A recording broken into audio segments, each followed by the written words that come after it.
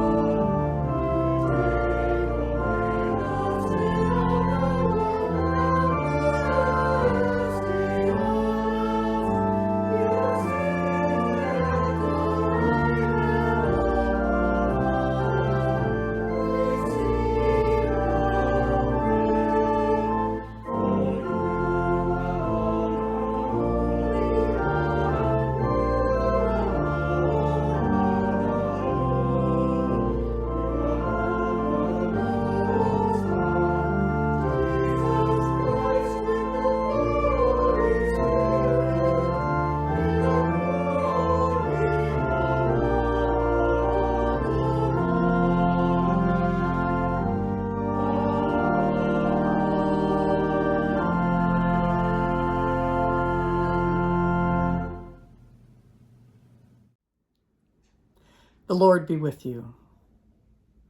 Let us pray. Almighty and everlasting God, you govern all things, both in heaven and on earth. Mercifully hear the supplications of your people, and in our time grant us your peace. Through Jesus Christ our Lord, who lives and reigns with you in the Holy Spirit, one God, forever and ever. Amen. A reading from the book of the prophet Micah. Hear what the Lord says. Rise, plead your case before the mountains, and let the hills hear your voice. Hear, you mountains, the controversy of the Lord, and you enduring foundations of the earth. For the Lord has a controversy with his people, and he will contend with Israel. O my people, what have I done to you? In what have I wearied you? Answer me. For I brought you up from the land of Egypt, and redeemed you from the house of slavery, and I sent you before Moses, Aaron, and Miriam. O my people, remember now what King Balak of Moab devised, what Balaam, son of Beor, answered him, and what happened from Shittim to Gilgal, that you may know the saving acts of the Lord. With what shall I come before the Lord and bow myself before God on high? Shall I come before him with burnt offerings, with calves a year old? Will the Lord be pleased with thousands of rams, with 10,000s of rivers of oil? Shall I give my firstborn for my transgression, the fruit of my body for the sin of my soul? He has told you, O mortal, what is good. And what does the Lord require of you? But to do justice, and to love kindness, and to walk humbly with your God. Hear what the Spirit is saying to God's people.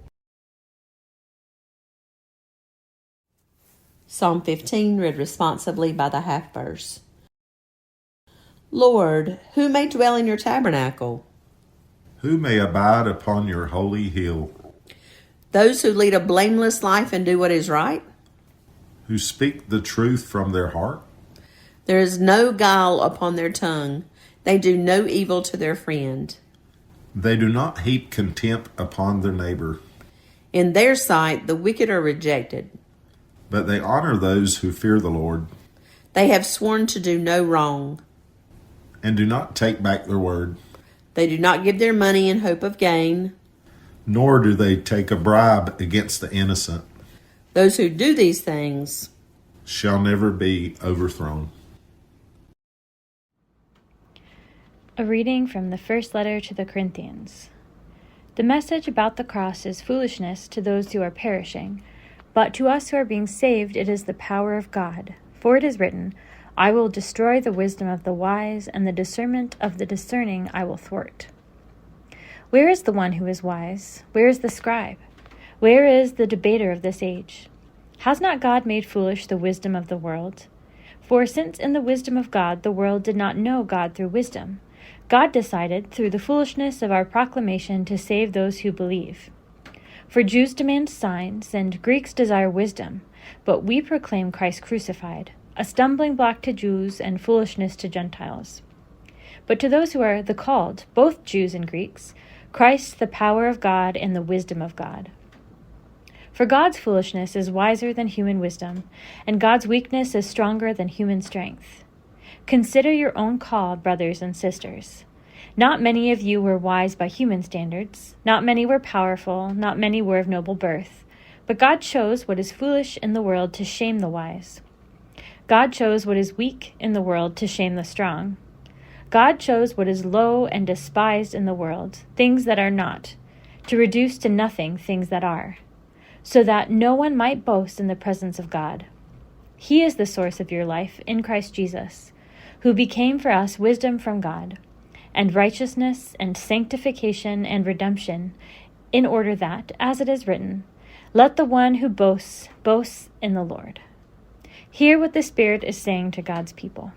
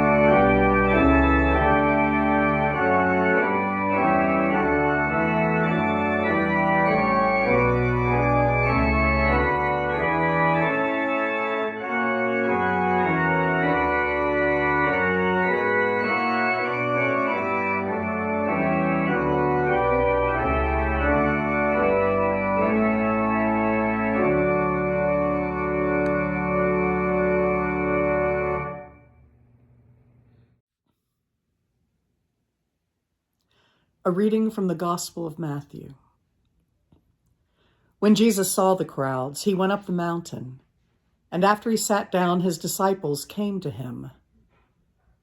Then he began to speak and taught them, saying, Blessed are the poor in spirit, for theirs is the kingdom of heaven. Blessed are those who mourn, for they will be comforted. Blessed are the meek, for they will inherit the earth. Blessed are those who hunger and thirst for righteousness, for they will be filled. Blessed are the merciful, for they will receive mercy. Blessed are the pure in heart, for they will see God.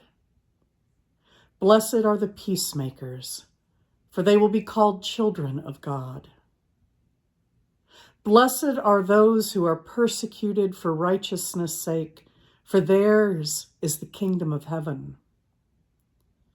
Blessed are you when people revile you and persecute you and utter all kinds of evil against you falsely on my account.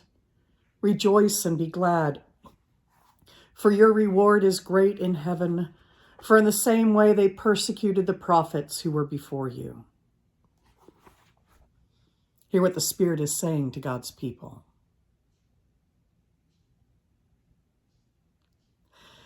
I sit here in my sunroom once again on a Saturday afternoon. We currently have about 7 inches of snow out there, and it's still coming down.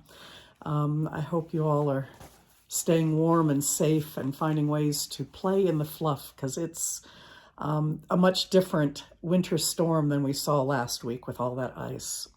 Be careful, there's still so much ice underneath of it. And we find ourselves up on a mountainside with Jesus calling his disciples to him. Jesus helping them understand how he sees the world, how God sees the world, which is so different than the way that the world views things. Jesus uses that word blessed, which in the Greek is makarios, which isn't an internal emotion. It's more of a state of being. I like to think of it as being especially close to God, or God having come especially close to those who are blessed. It's not like the hashtag blessed, which on social media goes with so much the good things of this world. I got a new job, or I got a raise, or my kids are doing great in school. Blessed. Blessed are those who mourn. Blessed are the meek. We don't usually post that on Facebook, do we? But God sees us. We don't need to post it. God is right there. Jesus tells the disciples and tells us that if we want to find God, we can find God by being close to the blessed ones, to the one where God draws near. The Beatitudes aren't laws. They aren't go and do. Jesus does not start out by saying, well, go and do this. He starts out just by pointing out blessedness and by naming it for those who need to hear it. First time I read this out loud this week, I almost found myself crying. Blessed are those who are persecuted for righteousness' sake. And I think of protesters standing, demanding dignity, basic human dignity, righteousness for their neighbors, righteousness being in right relationship to God and each other. Blessed are those who are persecuted for righteousness' sake, for theirs is the kingdom of heaven.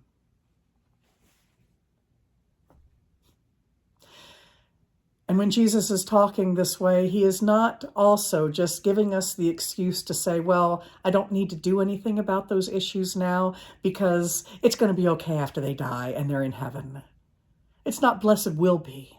Blessed are now. And you know what? Jesus then doesn't use that as an excuse to just stay on that mountain and do nothing. He uses that as a calling to get up and go back among the crowds. The poor, and the poor in spirit, the hungry, and those who hunger and thirst for righteousness, the merciful and the peacemakers. And he goes in among them and touches and heals and feeds and teaches, and their blessedness comes close. God among us. Blessedness reminds us that God is always close. but we don't always notice it. Or sometimes you too busy claiming what the world claims as blessings, which is position and power and riches and authority, claiming those blessednesses instead of the blessedness of God beside us. Sometimes it takes poverty in spirit or in my wallet to recognize my own need of God and the fact that God is there in that need. So this isn't an excuse to do nothing. It's rather a call to open our eyes, to see the world as God sees, to step into it and do as the prophet Micah calls upon us. Micah's word that he uses is, what does the Lord require of you? Hebrew word of the day today, darash, require. It's not requiring a certain amount of money in my bank account in order to be able to write a check.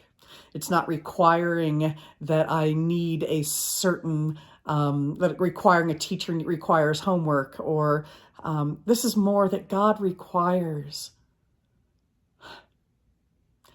Like a sun, like a flower requires the sun. Or my dog requires me to sit down on the couch each morning so she can curl up next to me. She hates it when I go to my reading chair and she can't get next to it. She requires that connection. God requires, not as a demand, not as a law, but as an expression of God's nature in right relationship with us. We cannot be in that right relationship unless we are doing justice and loving mercy or kindness, that loving kindness that God shows, unless we are walking humbly with our God. That is that righteousness that God desires, that in a place in which then we can see our blessedness because God is with us. In our right relationship with our neighbors. It is so much more than the law about don't covet your neighbor's house or his car or his donkey or whatever. It is love your neighbor as yourself. There's a totally different place there of righteousness, of relationship, of requirement for full blossoming, requiring the rain for the crops to grow, God requires us to do these things, to live in this way, to open ourselves so that we can see the world as God does. Not as the world does. It's foolishness to the world to see God in the power of love rather than power of the fattest wallet or the biggest bombs or the largest guns, but instead see God in the power of love, reaching out and saying, are you okay? I am here. You are not alone. Oh, that is such foolishness to the world. And that is the power of the cross and the power of God's love and the power of what God wants to see happen in us. And only then will that power become visible to those who are hungry and thirsty, who are in need and oppressed. For God desires to walk into those lives through our hands and our feet and our love. Turns the world upside down. And we can do that because it is God who is at work in us. It is the power of the cross, not the power of the sword or the power of the empire. It is not the power of a president or of a federal agent. It is the power of one person standing with a candle or a cell phone saying, we see, we are with you, you are not alone. God says it to us all the time. May we continue to be part of that message to this world. Blessed are those with whom God walks, for they are hungry They are meek. They are merciful. They are peacemakers. They are blessed. Amen.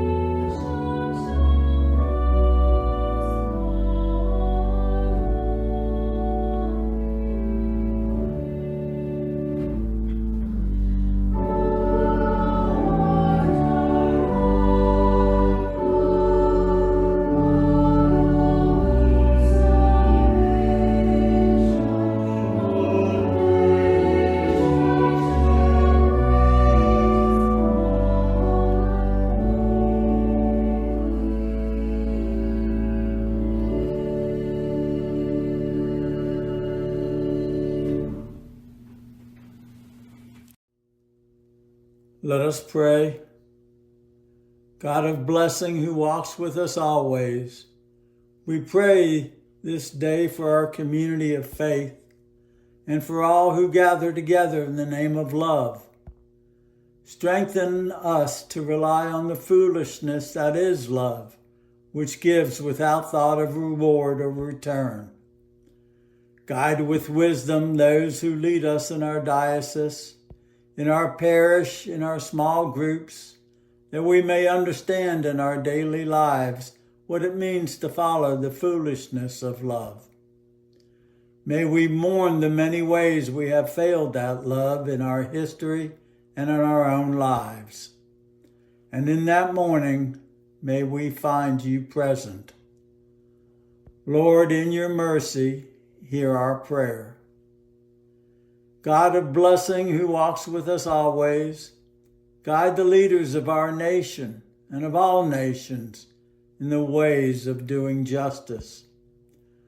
Turn the hearts of those who wield power in our land, that kindness and mercy might be the outcome rather than self-enrichment or glory. May we mourn the ways in which we have hoarded our own power and privilege for our own benefit and well-being. May we learn to walk humbly with you and with one another.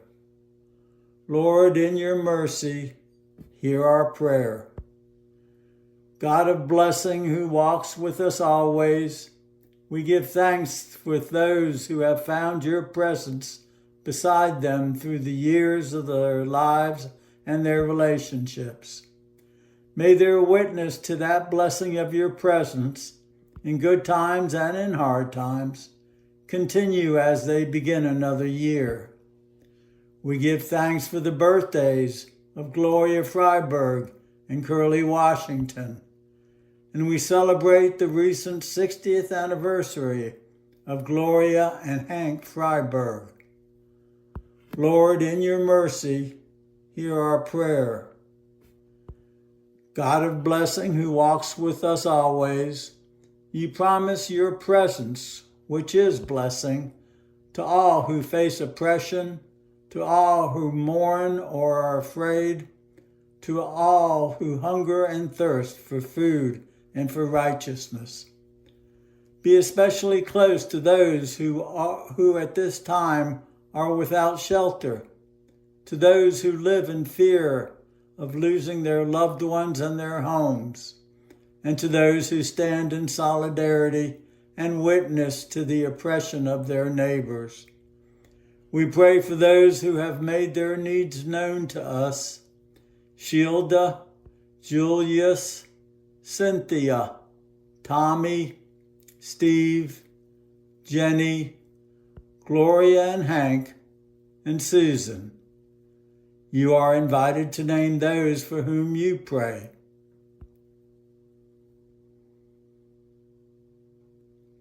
Lord, in your mercy, hear our prayer. God of blessing who walks with us always, your blessings of heaven, which is simply being in the presence of love, are promised to us both now and forever.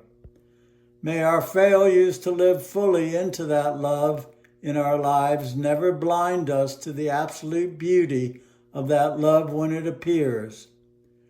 We give you thanks for those whose lives have touched ours with love, and who have died and now live in the eternal reality of your love. You are invited to name those whom you remember.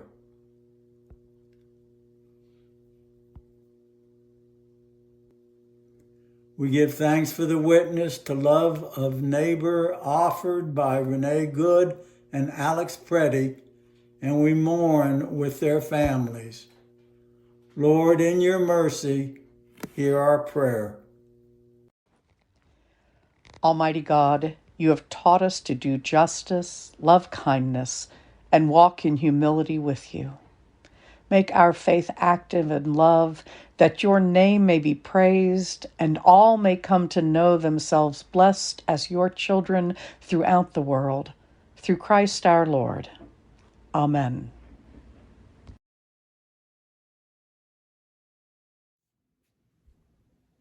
And now let us close with general thanksgiving, praying together.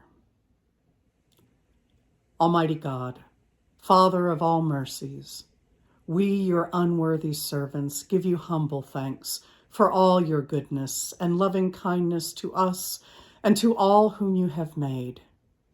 We bless you for our creation, preservation, and all the blessings of this life, but above all for your immeasurable love and the redemption of the world by our Lord Jesus Christ, for the means of grace and for the hope of glory. And we pray, give us such an awareness of your mercies that with truly thankful hearts we may show forth your praise, not only with our lips, but in our lives, by giving up ourselves to your service, and by walking before you in holiness and righteousness all our days, Through Jesus Christ our Lord, to whom with you and the Holy Spirit be honor and glory throughout all ages. Amen. And may the God of hope fill us with all joy and peace in believing through the power of the Holy Spirit. And the blessing of God Almighty, Father, Son, and Holy Spirit be upon you this day and remain with you always. Amen. Now go in peace. Be safe. Share warmth. Do the Lord's call. Amen.